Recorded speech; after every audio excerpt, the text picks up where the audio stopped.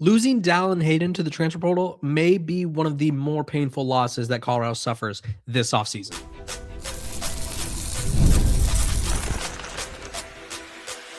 You are Locked On Buffs, your daily podcast on the Colorado Buffaloes, part of the Locked On Podcast Network, your team every day.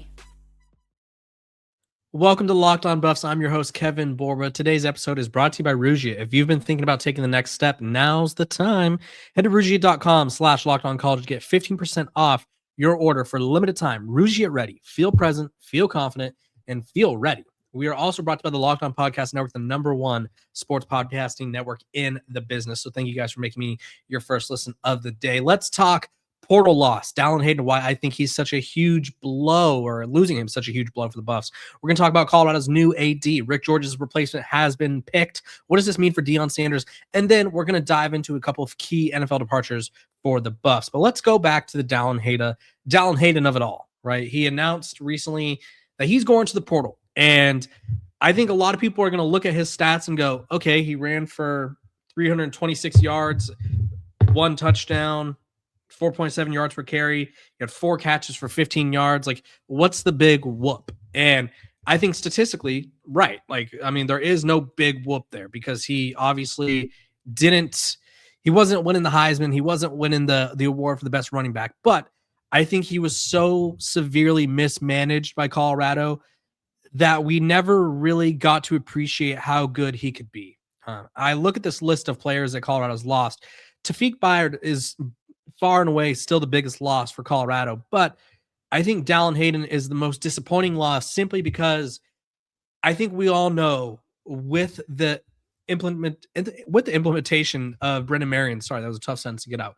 With the implementation of Brendan Marion's go-go offense, running backs are going to feast, right? For Colorado last year, and I mean, really for Colorado under Deion Sanders, running backs have been in somewhat of a famine, right? Colorado's yet to have a running back eclipse 400 yards on a season. They've yet to have a running back hit 100 yards in a game. And so there's just been so much that's going wrong with Colorado's run game. And I think a lot of that is a lack of a willingness to commit to the run game. But Brendan Marion is not going to just commit to the run game. He is going to full-fledged run the ball down people's throats, and he's going to keep confusing them with how he does it. And so I honestly thought that Dallan Hayden would be the biggest benefactor of the go-go offense simply because I think he's the toughest runner. I simply think that he brings a hard-nosed running style that Colorado needs and simply wasn't using enough. Now, the one thing that I think hurt Dallan and probably hurt Colorado in terms of retaining Dallan is the rotation. Too many times Colorado would get really, I don't even want to say cute because it was borderline stupid and just malpractice. They would find the hot hand with Dallan Hayden. He'd be absolute crushing it.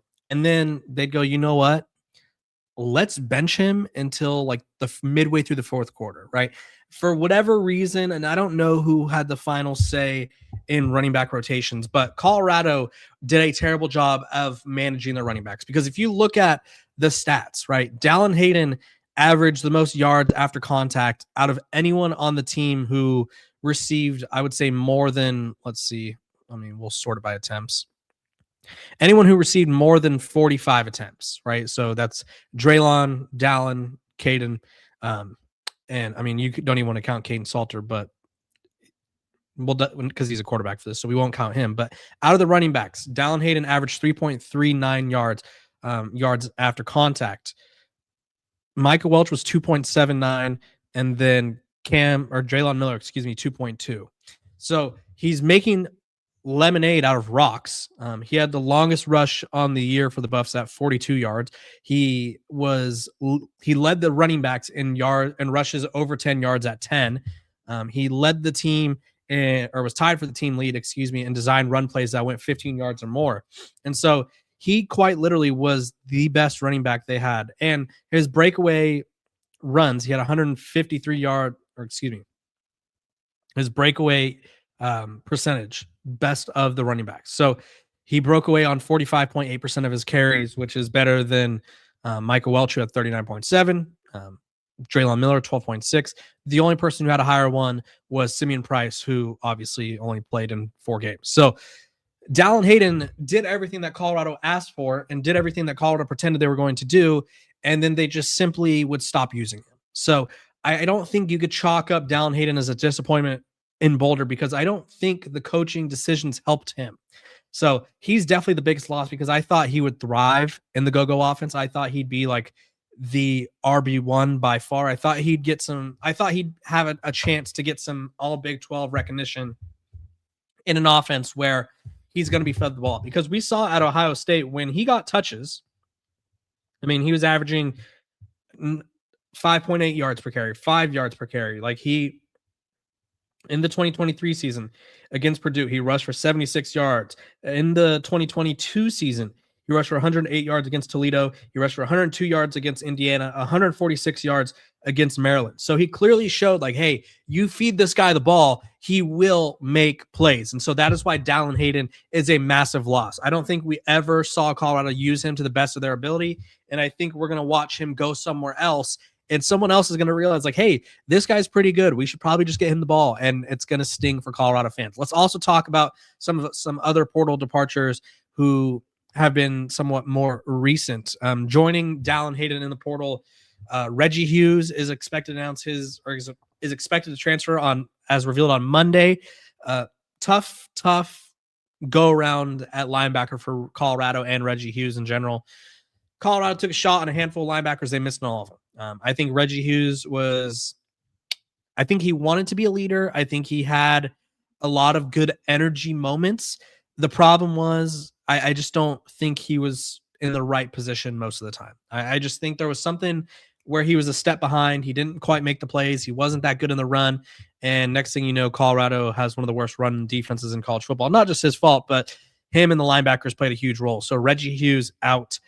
Samuel Okunlola, I was really high on him. I thought he could be, I mean, when Colorado goes from leading the Big 12 in sacks a year ago to getting 13 on the season, I think a lot of the blame is placed on the coaches and some of it on the players. But I think Samuel Okunlola was a guy who I thought would work out so much better than he did.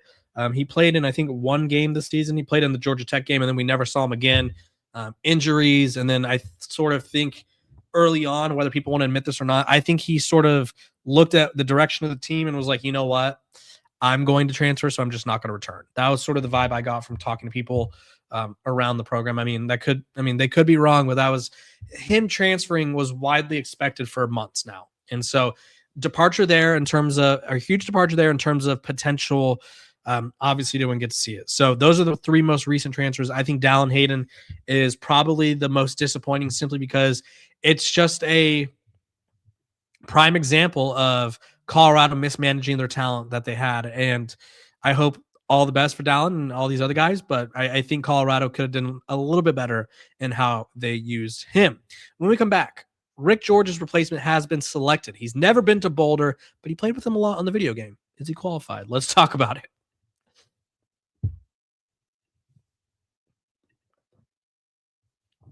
This episode of Locked On Buffs is brought to you by our sponsors over at Rougiet. Let's talk about something most men don't bring up, but absolutely should. Stress from work, money, life. It doesn't switch off at night. And when it shows up at the worst possible time, Rougiet Ready is designed to help you take back control. Rougiet is a next-generation prescription treatment created to support both the brain and the body, so you can feel present, confident, and ready when the moment matters. The science behind Rougiet Ready stands out. 3 clinically proven ingredients in one formula designed for both mental and physical readiness.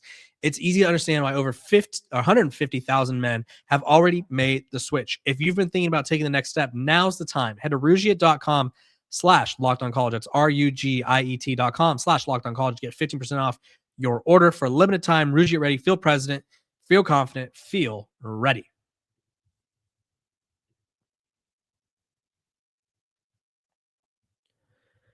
Welcome back to Locked On Buffs. I appreciate all of you for tuning in, making me your first listen of the day. We are free and available wherever you get your podcast, so make sure to like, subscribe, and follow. We talked about this, I guess, a month or so ago. Colorado, Rick George's contract is up, and he's now in some, like a higher up administrator role, basically allowing him to step back in one sense and kind of get away from the hustle and bustle of being an AD. And so Colorado went out and hired New Mexico's Fernando Lovo. And this guy is a risk taker. This guy is someone who I think was the right pick for Colorado. He's certainly an interesting pick, that's to say the least. He is someone who brought in Jason Eck at New Mexico. They finished 49th in the Directors Cup, which is the best among Group of 5 schools. And if you guys don't know what the Directors Cup is, it's essentially a competition that accounts for how well certain sports, not every sport, certain sports, but every sport, I guess you could say, I won't say every sport, but certain sports around the athletic department finish or fare, right? So it's usually won by Stanford or Texas because they usually are winning the most championships, but they were the top for the Group of 5 schools, and they were ranked 20th this fall. So obviously very good. They had a Mountain West record, 231 scholar athlete selections, which means they had athletes who had a 3.5 GPA or higher. He was just all over. And his favorite part is he loves to fundraise. He led the New Mexico Athletic Department to a record revenue year, growing the overall operating budget of the department by 17.6% from the fiscal year 2025 to fiscal year 26, and achieved record marks in ticket sales, multimedia rights, parking, concessions, and trademarks. So this guy loves to take risks and has an eye for talent when it comes to coaches. And he also loves to fundraise. And guess what? His contract, as revealed by Brian Howell, or as shared by Brian Howell to social media, includes a lot of fundraising incentives. So if he raises $25 million before June 20th, 2026, he gets a bonus, right? He gets $200,000. $25 million in the fiscal year of 27, he gets $200,000. $30 million in the fiscal year 2028, $200,000. $35 million in the fiscal year 2029, $250,000, and so on and so forth. And so when you have a guy who is able to, like New Mexico, I don't know if a lot of you guys were watching their games. They were good this year, right? They took Minnesota down to the wire in their bowl game. They had one of their best records, I think, in season or in program history. And quite frankly, people were packing that stadium, right? They finished the year, I think it was 9-4, with a loss to Minnesota in overtime, 20-17. They beat notable teams such as San Diego State. They didn't look too bad against Michigan. They only lost by 17, which, I mean, when you play at Michigan, that's pretty darn good. They blasted UCLA. They were a really good program. And so having an athletic director that is, I guess, prides himself on fundraising, when Colorado's biggest complaint right now, I think you could say, is the lack of support. Right? I think a lot of people are sort of saying like, hey, Colorado can keep up, but the problem is they need more money. And this is what Justin Schwartz, the Colorado chancellor, had to say. Fernando is a dynamic leader who is perfect for these dynamic times and embodies CU's high standards and values. He has a proven track record of leading student athletes to success in both competition and in the classroom. And I'm confident that he is the perfect steward to lead CU athletics into this new era of athletics. He said, quite frankly, or this is what Lovo said to ESPN. All the coaches I've worked with, it's always been about trust and alignment and making sure the coaches know that you're in the foxhole with them and you're going to do everything in your power to support them. Coach Prime's got my full unequivocal support, which I think Coach Prime needs to hear, because he said that he wouldn't coach if Rick George wasn't the AD or if Rick George wasn't a part of the program. And I do think by hiring a new athletic director, there is some sort of pressure on Coach Prime, right? I do think that there's ties that are no longer there, right? Rick George is still in the building, but Lovo is over here like, hey, I didn't hire you. So if you don't live up to whatever expectations or hype we have, I'm not sticking my neck out for you, right? And it sounds like he's letting everyone know I fully believe in Coach Prime even after a down year. And so this guy is going to work extremely hard to bring money into this Colorado program. There's programs like Texas Tech, BYU, all these programs in the Big 12 who are outspending Colorado. And it's like Colorado needs to catch up so they could keep up, right? And it felt like Colorado fell behind at times, and they've been complaining about money. So we will see. We'll see how well his skills translate to Boulder. Interesting note that Brian Howell put on X was that he never visited Boulder, but his allegiance to the program, I guess, came because he played with them a lot on the college football video game. So he's clearly a fan of Colorado, clearly wants to be in Boulder, and I think it's interesting hire. I like the hire. and we'll see how much this makes a difference for Colorado, and he's got some big decisions to make, right? He's got to fundraise for the Buffs, and then for basketball, it's like, does he roll Tad Boyle? Does he keep that train going, or does he look in another direction? How long does he give Deion Sanders? Those are all questions that I think we will have answered in the coming future. But I like the hire from Colorado. Shows they're invested in growing this program. Shows that, like, hey, we want to be one of the better programs in the Big 12, and we plan to spend with the best of them, earn money with the best of them. So pretty big addition for the Buffs. When we come back, we're going to talk about some of Colorado's key NFL departures.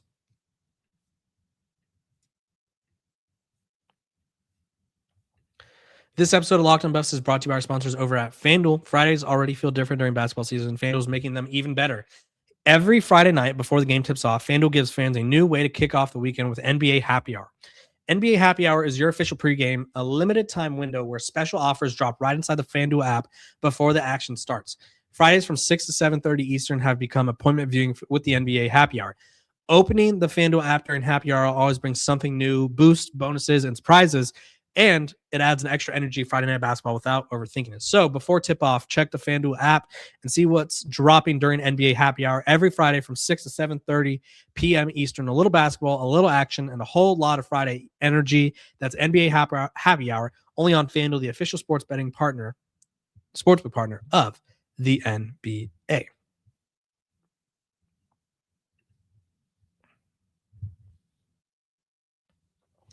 Welcome back to Locked on Buffs. I appreciate all of you for tuning in, making me your first listen of the day. We're free and available wherever you get your podcasts, so make sure to like, subscribe, and follow. Locked on Buffs recently hit 8,000 subscribers, so I'm really appreciative of that for you guys. I'm really appreciative of that because of you guys. You guys have really helped me continue to chase this dream, and we're continuing to grow the show, which has always been a goal of mine. So Colorado's had a few guys declare for the draft. A couple... Zarian McGill has declared, but he's waiting on his eligibility ruling. He wants to come back next year, which, I mean, if Colorado could get him to come back, you'd have 3 to 4 linemen. Excuse me, I'm getting the hiccups. You'd have 3 to 4 linemen who are returning, which would offer a lot of continuity at a position that's been a position of concern. But Arden Walker, his career has come to an end. Really, really good player for the Buffs last season. I thought he had some good moments this year.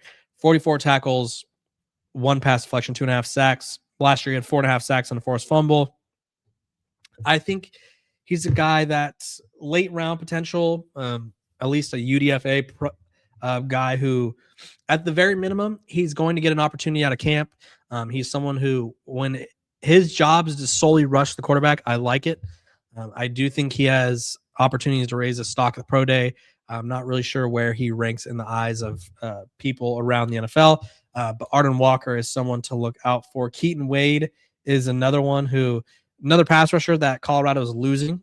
He is declared for the draft. He started his career at Kentucky. Arden started his career at Missouri, by the way, for those of you that forgot. He came over, Keaton Wade did, with his brother, and then his brother transferred to Northern Alabama. Keaton Wade, I thought he'd have a bigger year. I felt like he was poised for a breakout after last season. Last season, Colorado's pass rush was just significantly better. And I don't know if it was because they had so many dogs on the interior. I don't know if it was because Travis Hunter was shutting down the side of the field and DJ McKinney was actually playing well, but Colorado was really good last year. Keaton Wade had 4 sacks a year ago. And at one point they were like expecting a redshirt, and he was just playing so well where it was like, okay, we actually can't keep this guy off the field, so we're going to play him more.